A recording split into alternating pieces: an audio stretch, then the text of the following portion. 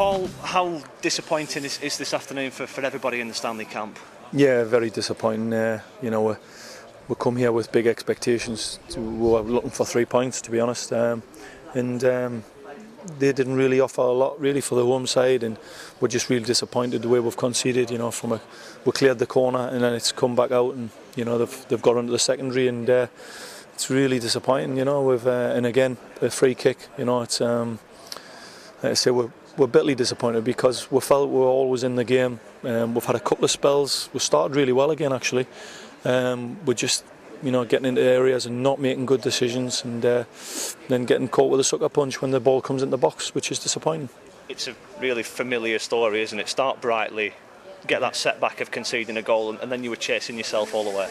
Yeah, at the moment we've got quite a young group. We're trying to add a little bit of experience in there to help them.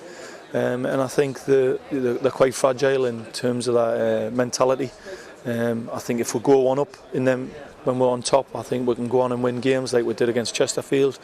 But at the moment when we go behind, there's one or two dropping their heads, and really we need people who's going to roll their sleeves up and fight. And the manager's just told them that, and they understand that. They've all got to stand up and be counted now and show some real fight. Is it a confidence issue now after a run of one win in 12 or whatever it is?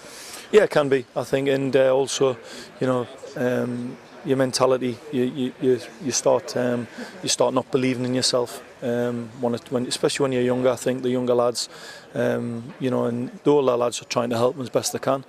But at the end of the day, you've got to become a man in this game very, very fast, and you've got to man up and make sure that you bounce back from going behind. And at the moment we're not doing it, but I'm sure we will if we can get that over that hurdle and get the first one and get back in the game.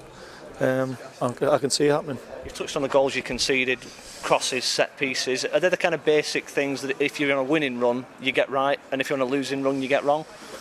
Yeah, possibly. But I mean, it's not always just the cross. It's stopping the cross. It's the defenders. Yeah, they've put balls in the box, and we on the other hand have had opportunities to put the ball in the box, and we've not put it into good areas. We had 3 corners in a row.